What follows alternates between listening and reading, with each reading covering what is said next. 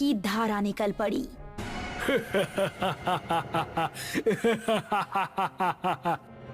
बाकी चारों इतना डर चुके थे कि उनको खबर भी नहीं थी कि वो किस दिशा में भाग रहे हैं।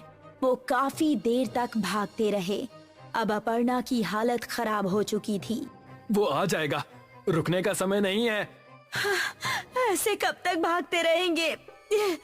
हम जा कहाँ रहे हैं, कोई बताएगा? हम रास्ता भूल चुके हैं, हमें नहीं पता कि गांव किस तरफ है। क्या कह रहे हो तुम? फिर तो हम सबका बचना नामुमकिन है।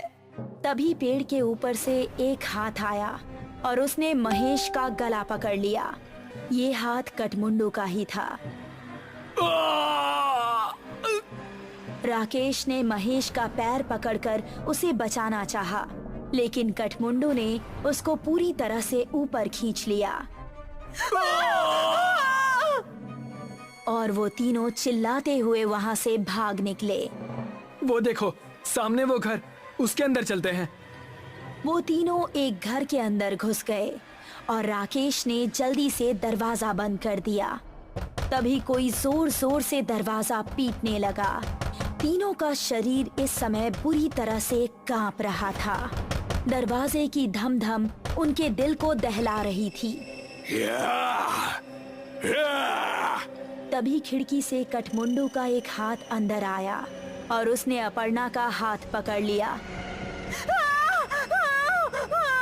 बचाओ!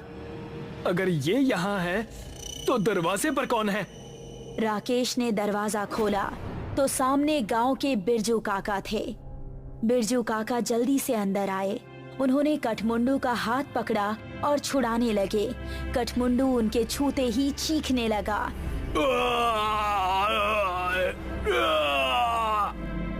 वो चीखता चिल्लाता हुआ वहाँ से भाग गया। तुम ठीक तो हो अर्पणा? मैं ठीक हूँ, शुक्रिया बिरजू काका। तुम लोग यहाँ करने क्या आए थे, वो भी इस समय? हमसे गलती हो गई बिरजू काका, लेकिन ये कौन है और आपको देखते ही वो भाग कैसे गया? ये कठमुंडू है। ये सुनकर वो तीनों एक दूसरे का मुंह देखने लगे। बहुत सालों पहले हमारे गांव में एक डाकू पल्लव सिंह का बड़ा खौफ था। गांव में एक बूढ़ी औरत रहती थी जिसका एक ही बेटा था। उसने धूमधाम से अपने बेटे की शादी की। शादी के अगले ही दिन डाकू पल्लव सिंह ने हमला बोल दिया। उसने पति और पत्नी दोनों को मार डाला और सारे गहने लूट लिए। अपने बेटे और बहू को मरता देख बुढ़िया तड़प उठी। पल्लव सिंह, जिस सोने के लिए तूने मेरा परिवार उजाड़ दिया, यही सोना तेरे लिए अभिशाप बन जाएगा। तू कभी नहीं मरेगा, सिर्फ भटकता रहेगा और इस सोने से हमेशा दूर भागेगा। ये सुनते ही पल्लव सिंह हंसता हुआ वहां से चला गया। कुछ दिन बाद पल्लव सिंह के ही एक आदमी ने उस पर हमला कर दिया। वो उसकी जगह सरदार बनना चाहता था, लेकिन पल्लव सिंह तलवार के हमले से भी नहीं मरा। उसकी गर्दन आधी ही कटी और थोड़ी सी खाल में अटक कर रह गई। उसने अपने सभी साथियों को मार गिराया। उसने अपने उंगलियों में जितनी भी सोने की अंगूठियां पहनी थीं, वो गर्म होने लगी और उसके हाथ जलने लगे। बुढ़िया का श्राप अब शुरू हो गया था। उसने सभी अंगूठियां उतार फेंकी और जंगल में भाग गया। तब से अब तक वो जंगल में ही रहता है।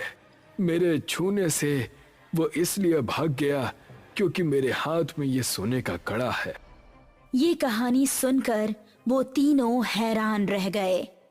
चलो यहाँ से निकलो, वो फिर से आ सकता है। बिरजू काका को रास्ता पता था, इसलिए वो तीनों उनके पीछे पीछे जा रहे थे।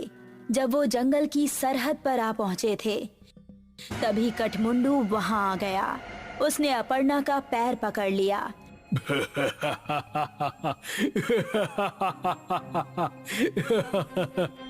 तभी राकेश ने बिरजू का